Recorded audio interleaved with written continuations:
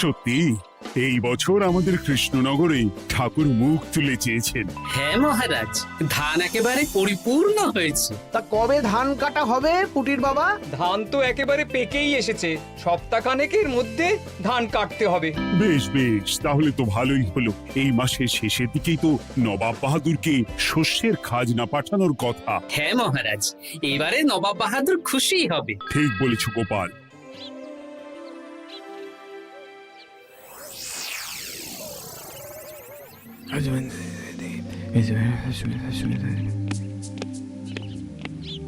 প্রণাম খাম্বাজরাজ। ওই তো কৃষ্ণনগরের মন্ত্রী চলে এসেছে।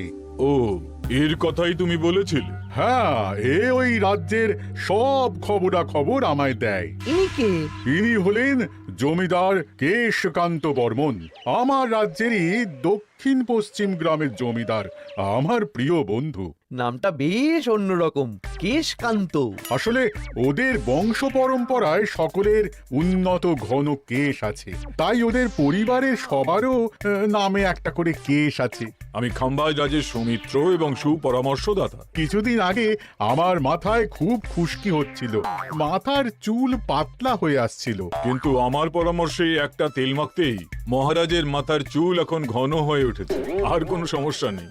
বাবা বাবা, ভালো ভালো ভালো। এবার তাহলে কাজের কথাটা বলে দিন।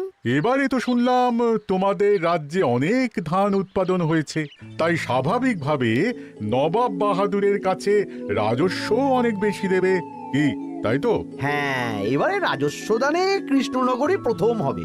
না, তা হবে না। নবাবের কাছে অত ধান পৌঁছবে না, এমনকি কৃষ্ণচন্দ্রের কাছেই চাষিরা বেশি ধান রাজস্ব দিতে পারবে না। সেটা কি করে হয়? পাকা ধানে মই দিতে হবে। বললাম না, ও আমার সুপরামর্শদাতা। হ্যাঁ, আমার মন্ত্রীকে বাণিজ্যের কাজে বাইরে পাঠিয়েছি কিছুদিন, তাই কেশকান্ত মাঝে মধ্যেই আমার কাছে আসে, গল্পগুজব করে আর সুপরামর্শ দেয়। কিন্তু আমি কি করব? তুমি রাতের অন্ধকারে চাষিদের ধান জমিতে পাকা ধানে মই দিয়ে দাও, এমন ভাবে কাজটা করবে যাতে কাকপক্ষীতেও টের না পায়। আর তাতে আমার লাভ? প্রত্যেক বছর নবাব রাজস্ব দানে বিজয়ীকে 3000 মোহর দেয়, আমি তোমাকে তার থেকে 1000 মোহর উপহার দেব। 1000 মোহর? হ্যাঁ হ্যাঁ, যাও যাও যাও, কাজটা শুরু করে দাও। আচ্ছা।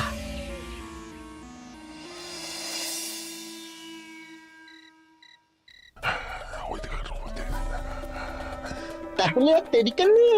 মন্ত্রী মশাইয়ের কথা মতো কাজ শুরু কর। হ্যাঁ হ্যাঁ, চল।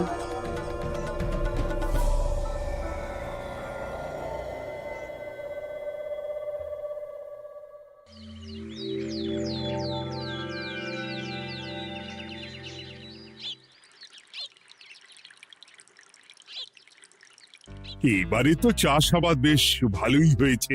আশা করি নবাব বাহাদুরের কাছ থেকে এবারে আমরাই পুরস্কার পাবো।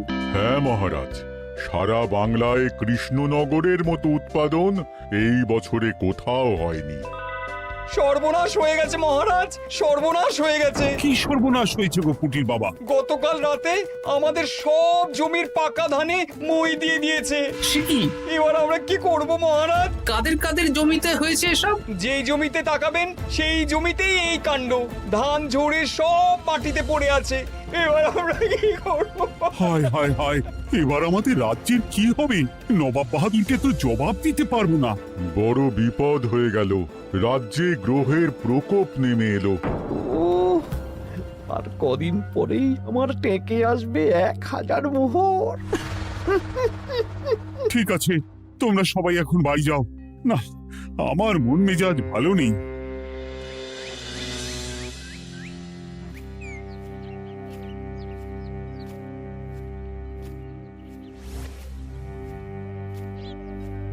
ওগো, তুমি শুনেছো কি হয়েছে? পুঁটির মা হাউ হাউ করে কাঁদছিল গো।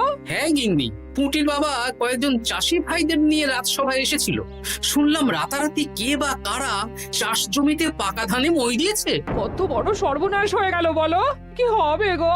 কি যে হবে ভগবান জানে। বলি, তুমি পারলে না পুঁটিদের একটু সাহায্য করো। হ্যাঁ, আমি মনে মনে ভেবেই রেখেছি বুঝলে, এবার বেতন পেলে পুঁটিদের বাড়িতে মাসো ভাড়ার জিনিসপত্র দিয়ে আসবো। নবাব বাহাদুরের কাছে মহারাজ খাজনা কিভাবে দেবেন? সেটাই তো বুঝতে পারছি না।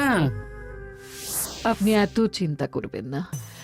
রাজবাড়ির ভাড়ার থেকে আপাতত কিছু বস্তা ধান পাঠানোর ব্যবস্থা করুন।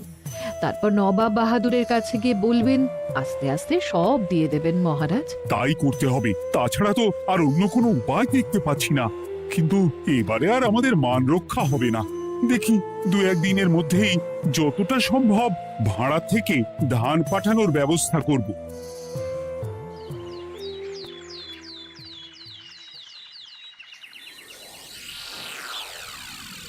এই বছর 10,000 বস্তা ধান রাজস্ব এসেছে খাম্বাজ রাজ্য থেকে, 7,000 বস্তা ধান এসেছে বর্ধমান রাজ্য থেকে, আর মাত্র 100 বস্তা এসেছে কৃষ্ণনগর থেকে। তাই এই বছরের বিজয়ী রাজ্য হচ্ছে খাম্বাজ রাজ্য। খাম্বাজ রাজ্যের রাজার হাতে 3,000 মোহর উপহার হিসেবে তুলে দিচ্ছেন। আর কৃষ্ণচন্দ্র, তোমার রাজ্যের এরকম হাল কেন? এবারে আমাদের সমস্ত রাজ্যের পাকা ধানে কেউ বা কারা মই দিয়ে দিয়েছে। সেসব তোমার মাথা ব্যথা। আমার ধান কোথায়? 100 বস্তা ধান রাজস্ব, কম করে 800 বস্তা ধান রাজস্ব দেওয়ার কথা, কিন্তু তুমি তোমার কথার খেলাপ করেছো। এই বছর আমি নিরুপায় জাহাপানা। আমিও নিরুপায়। হয় তুমি আগামী 1 সপ্তাহের মধ্যে আমাকে 5,000 মোহর দেবে, নইলে নইলে কৃষ্ণনগরের সিংহাসন থেকে সরে যাবে। এত বড় শাস্তি দেবেন না নবাব বাহাদুর। আপনি অন্তত মাস 6 সময় দিন, আবার ধান চাষ করিয়ে আপনাকে প্রাপ্য ধান দেওয়া হবে। বেশি কথা বলছো কৃষ্ণচন্দ্র। তুমি 5,000 নয়, 6,000 মোহর 1 সপ্তাহের মধ্যে দেবে। বেটা গোপাল বেশি পাকা, অত কথা বলতে কে বলেছিল? গোপাল, এটা তুমি কি করলে? হায় হায় হায়! সর্বনাশের সময় যখন ঘনিয়ে আসে, তখন বিপদের ওপর বিপদ এভাবেই আসে। আমার পাওনা। আরে এখন না, এখন না, তোমাকে পাঠিয়ে দেব। ওই দেখুন, খাম্বাজ রাজের সাথে কথা বলছে। এখন বেশি কথা বললে কৃষ্ণচন্দ্র আর গোপাল সন্দেহ করবে। চলুন তো দেখি ওখানে গিয়ে কি কথা বলছে। কি কথা বলছো মন্ত্রী? মন্ত্রী আমায় বিজয় অভিনন্দন জানাচ্ছিল। বিজয় অভিনন্দন তো উপহার পাওয়ার সময় জানাতে পারতেন মন্ত্রী মশাই। যাই হোক, আপনাকে তো ঠিক চিনতে পারছি না। আমার নাম কেশকান্ত, আমি খাম্বাজ রাজ্যের দক্ষিণ পশ্চিম গ্রামের জমিদার। কেশকান্ত আমার বিশেষ বন্ধু। আপনার কেশ নিয়ে বেশ ভাব দেখছি। হ্যাঁ, ওই কদিন আগে তো খাম্বাজ রাজের মাথার চুল পাতলা হয়ে আসছিল, খুশকি হচ্ছিল আর কি। তো ওনার পরামর্শে একটা তেল মেখেই তো খাম্বাজ রাজের আবার ঘন কালো চুল ফিরে এসেছে। কেশকান্ত জমিদার হতে পারে, কিন্তু ওর অর্থনৈতিক অবস্থা তাবর তাবর রাজাদের থেকে অনেক ভালো। কয়েক হাজার বিঘা জমির মালিকও, তার সাথে চুলের তেলের ব্যবসা করেও হাজার হাজার মোহর রোজগার করে। এই, এখন চুল নিয়ে চুলোচুলি না করে চলো কৃষ্ণনগরে ফিরি। এমনিতেই মন মেজাজ খারাপ, 1 সপ্তাহের মধ্যে আবার 6,000 মোহর জোগাড় করতে হবে। হ্যাঁ, চলুন চলুন।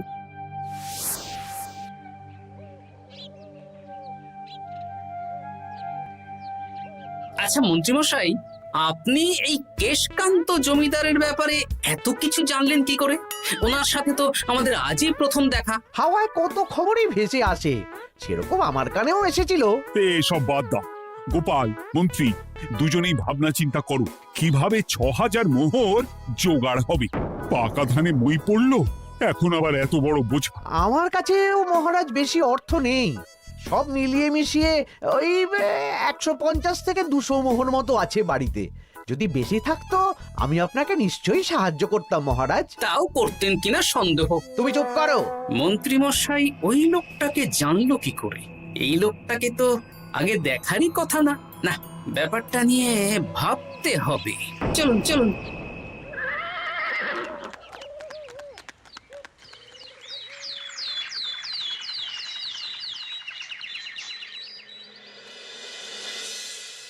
বুঝলে গিন্নি, 1 সপ্তাহের মধ্যে মহারাজকে 6000 মোহর জোগাড় করতেই হবে, নইলে সিংহাসন ছাড়তে হবে।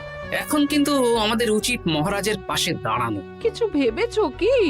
আপাতত আমার বিয়েতে পাওয়া আংটি বন্ধক রাখবো, আর তুমি যদি হ্যাঁ হ্যাঁ, আমার যে দুটো গয়নাগাটি আছে ওগুলো বন্ধক রাখো, পরে আস্তে আস্তে ছাড়িয়ে নেবো খন। দেখি বাকি সভাসদদেরকেও বলবো, যে যতটা পারে, তারপর ভগবানই ভরসা।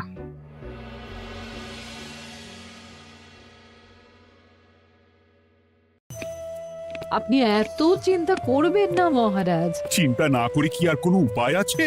সিন্ধুকে যা আছে তা দিয়ে 3000 মোহর হয়ে যাবে, কিন্তু তারপর আর কি করব? এবার কি নিরুপায় হয়ে জায়গা জমি বিক্রি করতে হবে? কিছু একটা করতেই হবে। আপনি গোপালকে একবার বলে দেখুন, প্রত্যেকবার যখনই বিপদে পড়েছেন তখন গোপালই আপনাকে বাঁচিয়েছে। দেখি আগামীকাল রাজসভা শুরু হওয়ার আগে গোপালের সাথে ব্যাপারটা নিয়ে আলোচনা করব।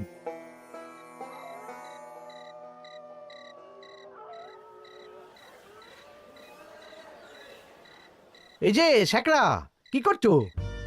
এই তো, বলুন। শোনো, আমার গিন্নির জন্য একটা হীরের হার বানাতে হবে, ওই 1000 মোহরের মধ্যে। 1000 মোহরে তো হীরের নাক, কান, গলা, হাত, পা সব গয়না, এই সব গয়না হয়ে যাবে মন্ত্রী মশাই। তাহলে বানাও, এই নাও 1000 মোহর। ওরে বাবা, মন্ত্রী মশাই, 1000 মোহর! এই মন্দার বাজারে এত মোহর কোথায় পেলেন? গতকালই তো বললেন আপনার কাছে 150 থেকে 200টা আছে। সে যেখান থেকেই পাই, তাতে তোমার কি? না, আমার কিছু না। শ্যাকরা, আমি কয়েকটা গয়না বন্ধক রাখবো।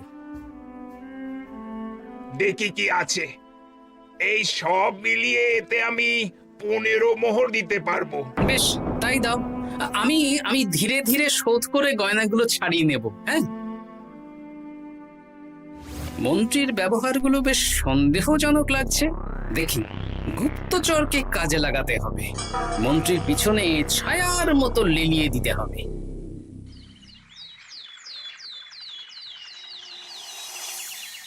মহারাজ, আমি চেষ্টা করছি আপনার এই মোহর কিভাবে জোগাড় করা যায়, আপ্রাণ চেষ্টা করছি। দেখো, আমি 3000 মোহর পারবো, কিন্তু তার বেশি হলে জায়গা জমি বেচতে হবে, হাতে যে বেশি দিন সময়ও নেই।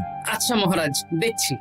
তবে মন্ত্রীমশাই চাইলেই আপনাকে 1000 মোহর দিয়ে সাহায্য করতে পারতেন, কিন্তু উনি তা না দিয়ে ওনার গিন্নির গয়না বানাচ্ছেন, হীরের গয়না। দেখি, মন্ত্রী তো কালকেই বলল ওর কাছে 150 থেকে 200 মোহর আছে মাত্র, 1000 মোহর কোথা থেকে পেল? সে উনিই জানেন, তবে তার খবর খুব তাড়াতাড়ি আশা করি পেয়ে যাব মহারাজ।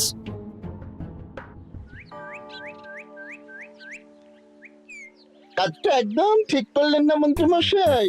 আপনার কথা শুনে আমরা সবার জমির পাকা ধানে মই দিলাম, কিন্তু আমরা একটা পয়সা পেলাম না।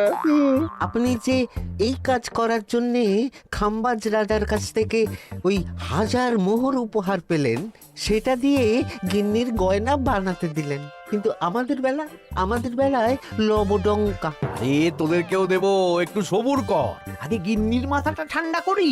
না না, আমাদের এক্ষুনি চাই। আরে এক্ষুনি কি করে দেবো, আমার হাত খালি। আচ্ছা আচ্ছা, ঠিক আছে, এই নে 2 মোহর ধর, 2 ভাই ভাগ করে নি, পরে আরো দেবো। এটা কিন্তু ঠিক না। এসব আলোচনা খোলামেলা জায়গায় করা উচিত না। উফ, পরে তোদের সাথে কথা বলবো, এখন যেতে দে, বাজার করব, তারপর আবার রাজসভা আছে।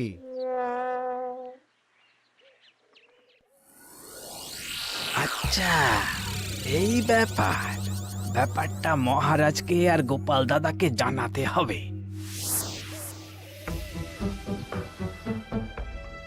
গোপাল দাদা, মহারাজ আসল খবর পেয়ে গেছি। কি খবর? আমি একটু আগে শুনলাম। কাজটা একদম ঠিক করলেন না মন্ত্রী মশাই। আপনার কথা শুনে আমরা সবার জমির পাকা ধানে মই দিলাম, কিন্তু আমরা একটা পয়সা পেলাম না। আরে তোদেরকেও দেবো, একটু সবুর কর। মন্ত্রী, আমি না তোমাকে বেরেই ফেলবো। মহারাজ, মন্ত্রী মশাই এখানে গৌণ, উনি অর্থের লোভে এসব করেছেন, আর ওনাকে দিয়ে করিয়েছেন খাম্বাজ রাজ। হ্যাঁ, যাতে এবারে বিজয়ী হতে পারেন। তাই আপনি এই খবর 5 কান করবেন না মহারাজ।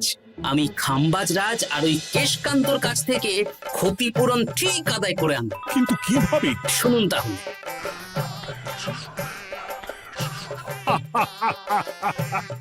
দারুণ বুদ্ধি। তাহলে এখন আসি মহারাজ, কাউকে কিচ্ছু বলার দরকার নেই। আপনি শুধু আগামীকাল সন্ধেবেলা খাম্বাজ রাজের দরবারে চলে আসুন, পারলে নবাব বাহাদুরকেও সঙ্গে করে নিয়ে আসুন। হ্যাঁ,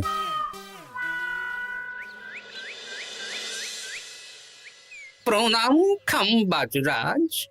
কে আপনি?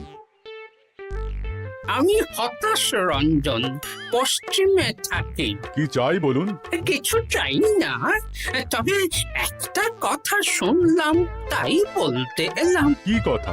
আমি শুনলাম মহারাজ আপনার মাথার চুলগুলো সব নকল। আমার এত সুন্দর চুল সব নকল? ফাজলামো হচ্ছে। আমি যদি প্রমাণ করে দিই আপনার চুল নকল, তাহলে কি? তাহলে আপনি আমাকে 100 মোহর দেবেন, আর প্রমাণ না করতে পারলে আমি আপনাকে 100 মোহর দেব। বেশ, দেখো, এক্ষুনি দেখো, আমারই তো 100 মোহর লাভ হবে। এখন না, এখন না, আজ সন্ধে বেলায়। বেশ বেশ, তখনই এসো। এবারে জমিদার কেশকান্তর বাড়ি যেতে হবে।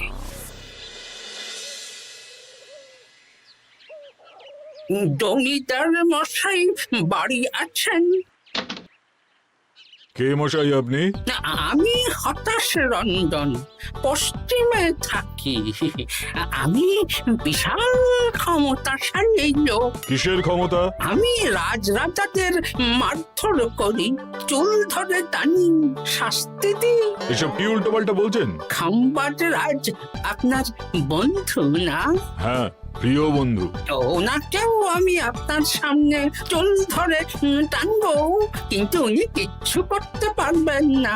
উনি আপনাকে শুলে চড়াবেন। কিছুই করতে পারবেন না, বললাম না আমি বিশাল ক্ষমতাশালী লোক। বিশ্বাস হচ্ছে না তো? তাহলে বাজি ধরুন, 10,000 মোহরের বাজি।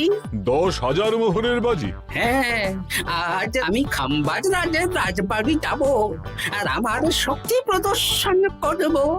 ওনার চুল ধরে টানা হেঁচড়া করব, ওনাকে আহত করব, কিন্তু উনি আমাকে কিছুই করতে পারবেন না। বেশ রাজি, বাজি 10,100 মোহর দিতে পারবেন তো?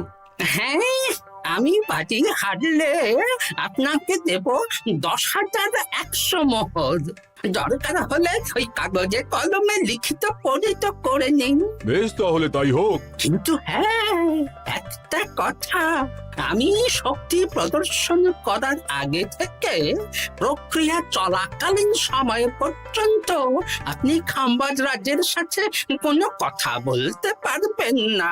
বেশ বেশ।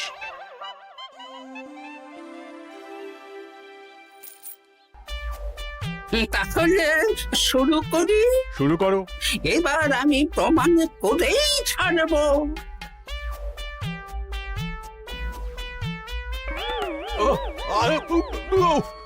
লাগছে লাগছে, বাবারে, লাগছে এই সেরেছে। লাগছে, এ তো সত্যি সত্যি চুল ধরে টানছে। লাগছে লাগছে, বাবারে, বাবা। ওরে বাবা রে বাবা, কি শক্ত! এ কি, খাম্বাজরাজ কিছুই তো বলছেন না? তাহলে কি আমি হেরে গেলাম? না না খাম্বাজ রাজ, আমার ধারণা ভুল, যা শুনেছি তাও ভুল। এবার বিশ্বাস হলো তো? দাও দাও, এবারে 100 মোহর দাও। দিন কেশকান্ত মশাই, আমাকে 10,100 মোহর দিন। এ কি, ও তোমাকে 10,100 মোহর কেন দেবে? ওনার সাথেও তো বাজি ধরেছিলাম। কি বাজি? আপনার এখান থেকে বেরিয়ে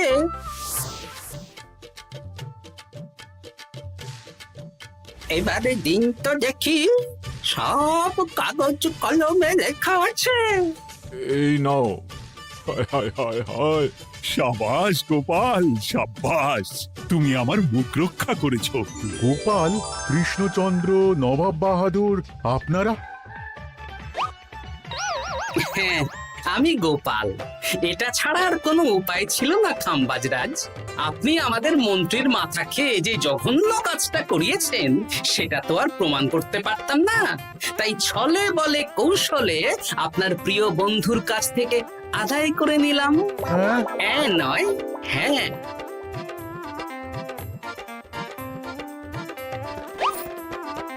এই নিন মহারাজ। এতে কত মোহর আছে? 10,100 মোহর। এর থেকে 100 খাম্বাজরাজকে দিন, 6,000 নবাব বাহাদুরকে, আর বাকিটা আপনার কাছে রাখুন। এত ধান নষ্ট হলো। কৃষ্ণচন্দ্র আমাকে সবটা বলেছে, আর ওর মন্ত্রীকেও নিয়ে এসেছি। ধোলাই খেয়েই সব বলে দিয়েছে। এই কে আছো? কৃষ্ণনগরের মন্ত্রীকে নিয়ে এসো।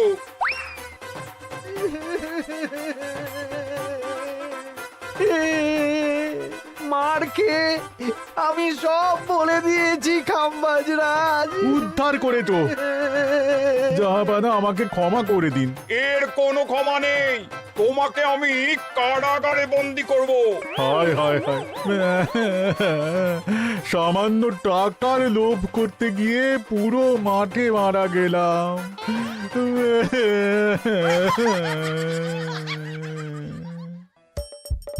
হাসির রাজা, জ্ঞানের রাজা, রসিক রাজা।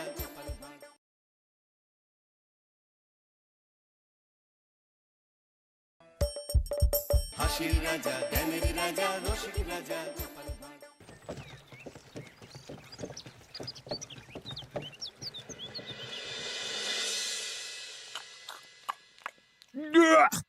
আরে বাবা, কি বিশ্রী রান্না হয়েছে! তরকারিতে কি কোনো জিরে বাটা, আদা বাটা কিছুই দেয়নি নাকি? কই গো রাধুনী ঠাকুর, কোথায় গেলে? এদিকে এসো।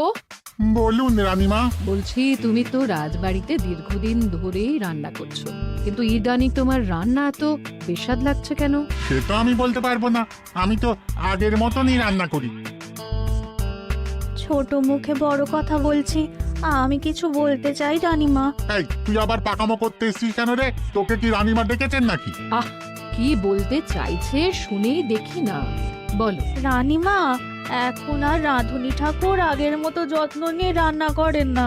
রান্নাঘরে পড়ে পড়ে ঘুমোয় আর তাড়াহুড়ো করে কোনো রকমে রান্না করে দেন। একদম বাজে কথা বলবি না। বাজে কথা না রানীমা, শিলনোড়ায় বাটতে ওনার কষ্ট হবে বলে আজকাল রাধুনী ঠাকুর শুধু জিরে ফোড়ন দিয়ে রান্না করেন। এত বেতন দিয়ে তোমাকে রাখা হয় কি এই ফাঁকিবাজির জন্যে? কি মানে, ভুল হয়ে গেছে। এর যদি এই ভুল করার ইচ্ছে হয় তাহলে তল্পি তল্পা গুটিয়ে বাড়ি গিয়ে ভুল করো, মনে থাকবে? মনে থাকবে মহারাজ। কি হচ্ছে বলো তো রানী? সকালে বাগানে পায়চারি করছিলাম, দেখি মালি একটা গাছেও জল দেয়নি। এই গরমে জল না পেলে যে গাছপালাগুলো মরে যাবে। সবাইকে এবার মনে হচ্ছে বলে বলে কাজ করাতে হবে।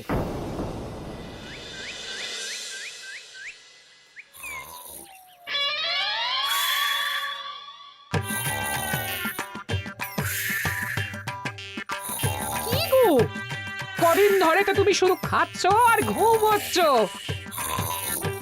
বাজার দোকান কিছুই নেই গো, রাজসভাতেও যাও না। কি যে করি। কি গো দিদা, দাদু আজও ঘুমোচ্ছে? কি বলবো বলতো? আমরা কিছু একটা ব্যবস্থা করছি, দাঁড়াও। এই কে কে কে কে? ওঠো দাদু, আর কত ঘুমে? কুড়েমির একটা সীমা থাকে। ওঠো বলছি, ওঠো, ওঠো না। আমি বুঝতে পারছি বাড়ির কাজ, বাজার দোকান এসব না করার জন্য তুমি পড়ে পড়ে ঘুমোচ্ছ। দাদু কাজে ফাঁকি দিচ্ছে দিদা। দে পুটি, আর সরসরি দে।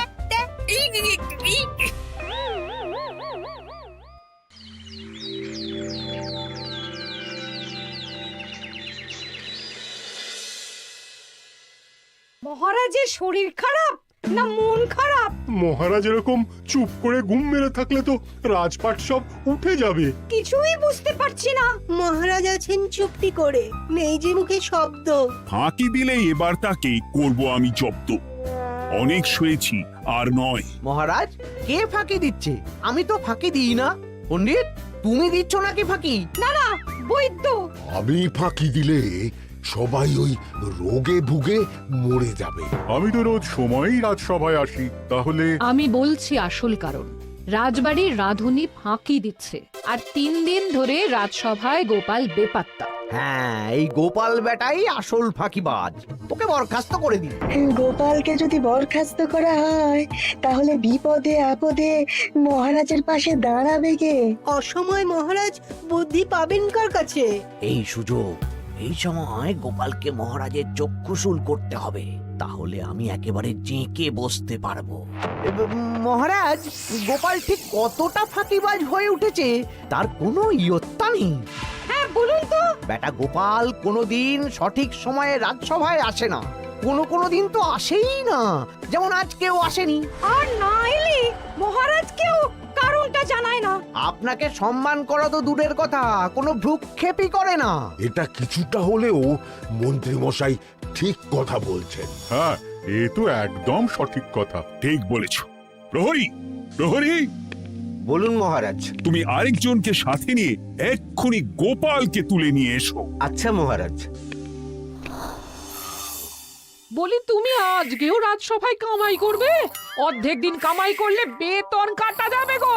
গিন্নিমা, গোপালকে মহারাজ ডাকলেন। ওই দেখো, রাজবাড়ি থেকে প্রহরীও ডাকতে এসেছে। ওহ, মহারাজের আদেশ না শুনলে তোমাকে তুলে নিয়ে যেতে বাধ্য হব। আরে দাঁড়িয়ে দেখছিস কি, তুলে নিয়ে চল। ঠিক বলেছিস, তুই হাত ধর আর আমি পা ধরি। এই, কে কে? আমরা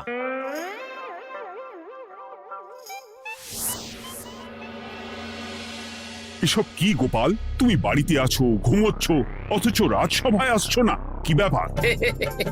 আগে মহারাজ, মস্তিষ্ককে বিশ্রাম দিয়ে বুদ্ধি বাড়াচ্ছিলাম। অনেক ব্যবহার হয়েছে তো, তাই একটু বিশ্রাম দরকার আর কি। আমার পুরো রাজসভাটাই ফাঁকিবাজ। আমি সবাইকেই বিদায় করব, আর গোপালকেও।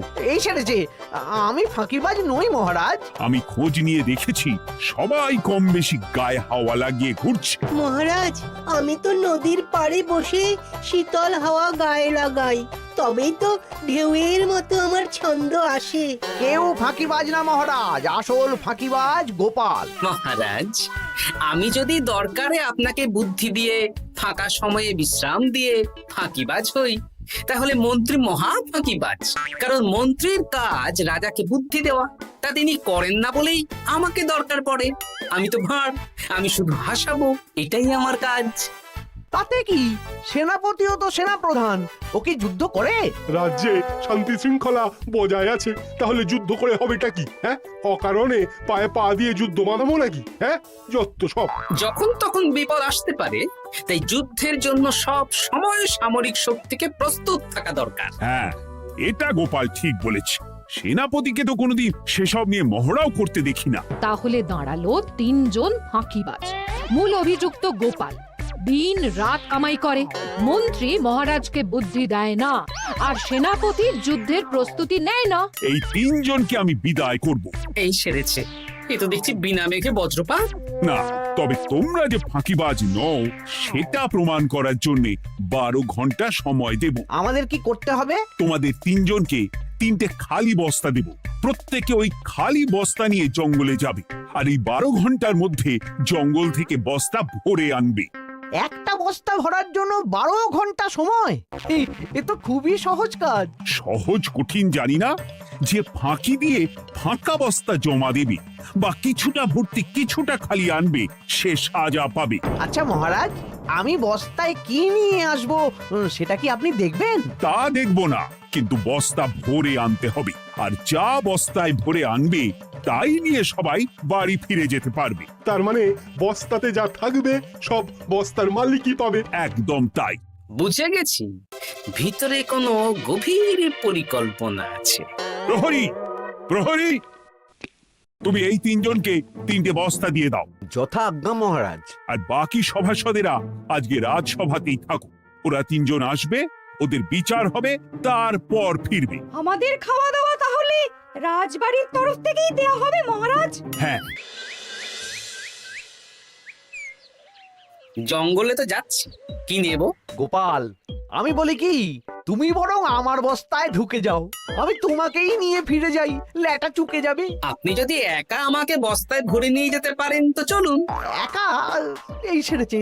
দাঁড়ান, আমি আপনার কাঁধে চড়ে দেখি আপনি আমাকে বইতে পারবেন কি পারবেন না। না না, মুখ ফসকে বলে ফেলেছি, মাথা খারাপ নাকি? তাহলে নিজের মতন থাকুন।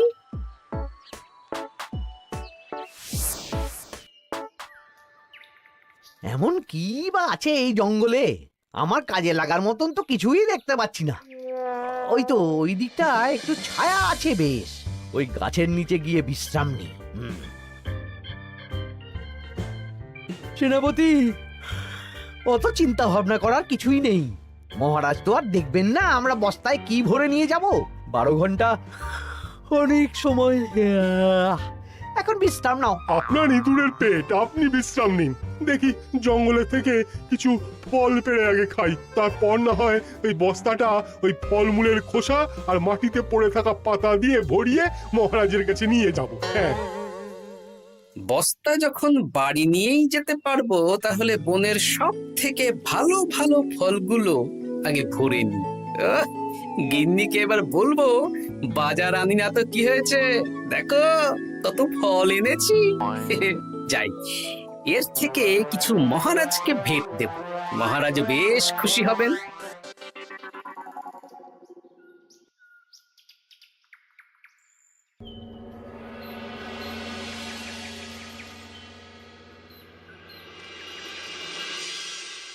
উফ, এই এত বড় জ্বালার মতো পেটখানা নিয়ে এই পেল্লাই গাছে উঠবো কি করে? দূর দূর, আশেপাশে ঢিল পাথরও দেখতে পাচ্ছি না। এই বুড়ো বয়সে হাড়গোড় ভাঙলে সে এক খারাপ ব্যাপার হবে। আরে দূরে ওদিক থেকে আওয়াজ পাওয়া যাচ্ছে, তার মানে এই বনে কেউ এসেছে। ভাই মদন, এই গাছটা ঝড়ে ভেঙে অনেক দিন পড়েছিল, এটা তো নেবই। তুই ওদিকে দেখ, কত মোটা একটা সেগুন গাছ রে। ওই গাছটা নিয়ে গেলে আমরা 1 বছর বসে খেতে পারবো। তাহলে আর দেরি কেন, হাত লাগা। আরে আরে আরে, করো কি, এগুলো সব আমাদের মহারাজ কৃষ্ণচন্দ্রের পছন্দের গাছ। ভুলেও এই গাছ কেটে নিয়ে যাওয়ার ভাবনা চিন্তা করো না। আর ওই সেগুন গাছটা তো মহারাজের সবচেয়ে প্রিয়। আরে মহারাজ কি করে জানবে শুনি? এই বনে তো তিনি ভুল করেও আসেন না। এই যে আমি আসি, আমি মহারাজের দূত। তোমরা যদি ভুল করে ওই সেগুন গাছে হাত দাও, তাহলে কিন্তু তোমাদের গর্দান যাবে। এই সেরেছে, কিন্তু আমরা তো কাঠুরিয়া, কাঠ ছাড়া পেট চালাবো কি করে? সে তোমাদের ব্যবস্থা তোমরা করো, অন্য অনেক কাজ আছে। এই সামনের গাছটা মরে পড়ে আছে, এটার কাঠ আমরা নিয়ে যেতে পারবো তো? তা পারবে, এতে অত চিন্তার ব্যাপার নেই। গোপাল আছে যখন, তখন এই রাজ্যের কেউ মুশকিলে থাকবেই না। শুধু তোমাদের একটা কাজ করতে হবে। কি কাজ? এই নাও বস্তা। আমার জন্য এই জঙ্গল থেকে টাটকা বিভিন্ন ফল পেড়ে এই বস্তা ভরে দাও, তাহলে মহারাজকে আর তোমাদের কথা বলবো না, বুঝলে? আর তোমাদের যাতে রাজবাড়িতে কোনো কাজ হয় সেই নিয়ে মহারাজের কাছে সুপারিশও করবো, কেমন? বেশ বেশ, তুমি তাহলে এখন এখানে বিশ্রাম করো, আমরা তোমার বস্তা ভরে ফল নিয়ে আসছি। ঠিক আছে, আমি তোমাদের কুঠার পাহারা দিচ্ছি, তোমরা ভালো তরতাজা ফল বস্তায় ভরে নিয়ে এসো।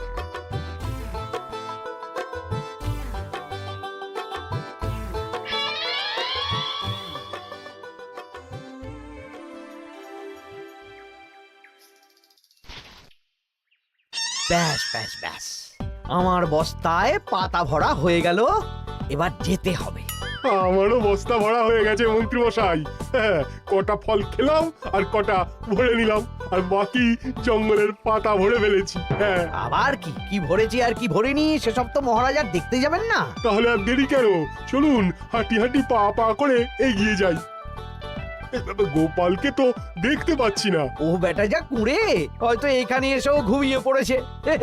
আবার কালকে সকালবেলা উঠবে।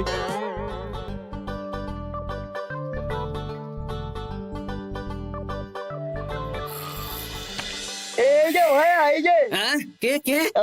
আমরা। ও বলো, বস্তা ভরে এনেছো?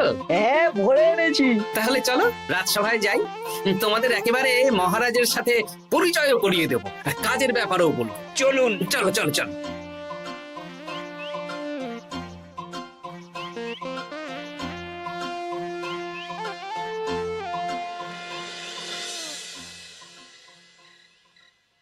দেখা যাক মন্ত্রী সেনাপতি গোপাল কখন বস্তা ভরে আনে। এই তো চলে এসেছি, বিশ্রাম নিলাম, বস্তাও ভরে ফেললাম। এই দেখুন মহারাজ, আমিও বস্তা ভরে এনেছি। বাহ, তোমাদের বস্তা দেখে তো মনে হচ্ছে খুব হালকা। হ্যাঁ, আপনি যখন আমাদের বস্তা ভরে কি এনেছি সেটা দেখবেন না, তখন অত খাটাখাটনি করে কি লাভ মহারাজ। কিন্তু গোপালের এখনো অবধি দেখা নেই, ও কি সোনা গয়না ভরে আনছে? গোপাল যা কুঁড়ে আর ঘুম কাতুরে, হয়তো জঙ্গলেও ঘুমিয়েই পড়েছে। মহারাজ, আপনি একটা কাজ করুন, আমাকে আর মন্ত্রী মশাইকে যুগ্মভাবে বিজয়ী ঘোষণা করে দিন, ব্যাস। এত তাড়া কিসের? বাবা বাবা বাবা বাবা, তোমরা তিনজনেই বস্তা ভরে এনেছো, আমি খুব খুশি। আমার কথা শুনে কাজ করেছো, তোমরা তিনজনেই বিজয়ী। এবার বাড়ি যাও, যাও। গোপাল কি করে বিজয়ী হয় মহারাজ? এই বস্তা ভরে নিয়ে আসাতেও তো ওর ফাঁকিবাজি ধরা পড়ছে। কিসের ফাঁকিবাজি? এই যে দুটো লোক তোমার হয়ে বস্তা বয়ে আনলো, সে তো মহারাজ সহ আমরা সবাই দেখতেই পেলাম। তা তো ঠিক, গোপাল নিজে হাতে বস্তা ভরে আনেনি। মহারাজ বস্তা ভরে আনতে বলেছেন, আমি এনেছি, এখানেই কথা শেষ। আমি কাকে দিয়ে বস্তা ভরালাম, কে আমাকে সাহায্য করলো, সেসব তো কোনো শর্ত আরোপ করা ছিল না। কিন্তু পরীক্ষাটা তো কে ফাঁকিবাজ সেটা প্রমাণ করার পরীক্ষা। এখানে তো তুমি ফাঁকি দিলে গোপাল। এটাও ঠিক কথা, তাহলে গোপালের শাস্তি পাওয়া উচিত। মহারাজ, আপনার শর্ত ছিল সেই ফাঁকিবাজ বলে প্রমাণিত হবে যে বস্তা খালি আনবে। এইখানে আপনি একটা ছোট্ট ভুল করেছেন মহারাজ, বস্তায় কি আছে সেটা দেখবেন না আগেই বলে দিয়েছেন। তা তো বলেছি।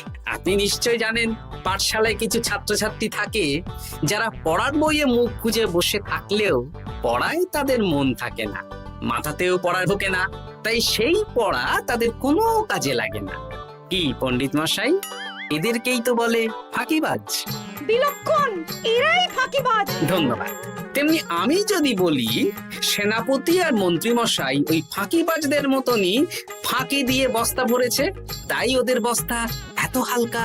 সে তো আমি বুঝতেই পারছি। কিন্তু আমার বস্তায় যা জিনিস ভরে এনেছি তা একার পক্ষে সংগ্রহ করা মুশকিল ছিল, তাই আমি দুজনের সহযোগিতা নিয়েছি। মহারাজ, আপনি কি বস্তা খুলে দেখবেন নাকি? না না, আমি খুলে দেখলে আমার কথার খেলাপ হবে। এবার তো দেখছি আবার তিনজনের পরীক্ষা নিতে হবে। হ্যাঁ, নইলে প্রকৃত ফাঁকিবাজ কে সেটা প্রমাণ হবে না। কিন্তু ফাঁকিবাজ ধরার উপায় কি?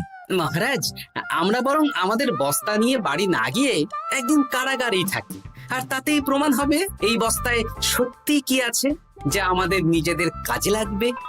এটা ভালো বুদ্ধি।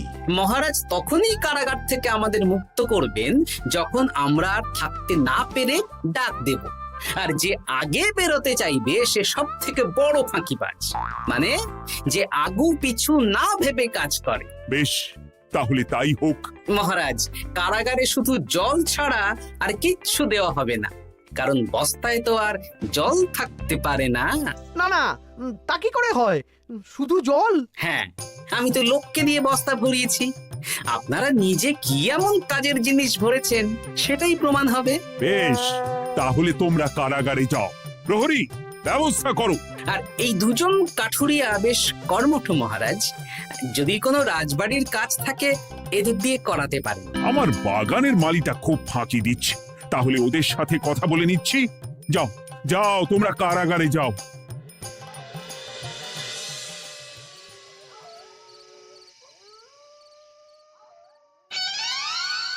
ওরে বাবা রে, কি খিদে খিদে পাচ্ছে রে।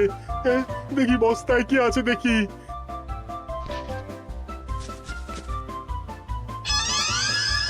দু একটা পচা ফল, দেখি দেখি একটু ভালো আছে। এটা একটু ভালো আছে, হ্যাঁ এটাই খাই, হ্যাঁ এটাই খাই।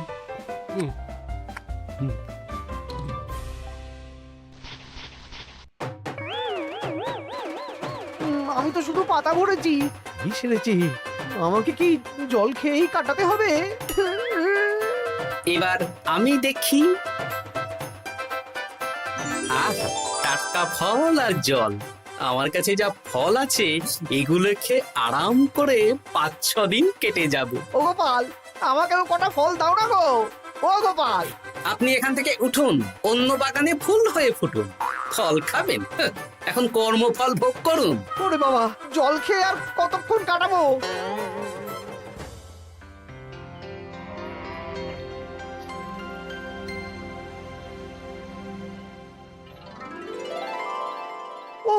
পেটটা চুই চুই করছে, কি খিদে পেয়েছে না। আমি আমি বাড়ি যাব। আপনি বাড়ি যাবেন? হ্যাঁ। তাহলে বেরিয়ে আসুন, বেরিয়ে আসুন। বেটা গোপাল কায়দা করে এমন শর্ত দিতে বলল, পুরো ফেঁসে গেলাম। আমারও তো খাওয়ার মতন তেমন কিছু নেই, আমিও এখানে থাকবো না। আমি এখানেই আছি, ফল খাবো, জল খাবো, আর প্রকৃতির ডাক এলে একটু বাইরে যাব।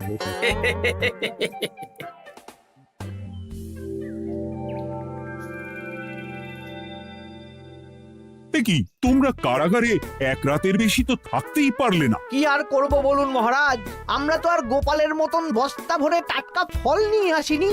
বেটা গোপাল আমাদের দেখিয়ে দেখিয়ে ফল খাচ্ছিল, অতি আমাদের খিদে আরো বেড়ে যাচ্ছিল। তাহলে এরা দুজনে তো হার মেনে নিল। গোপাল কি করছে? গোপাল খাচ্ছে আর ঘুমোচ্ছে। ওকেও নিয়ে এসো। আচ্ছা মহারাজ।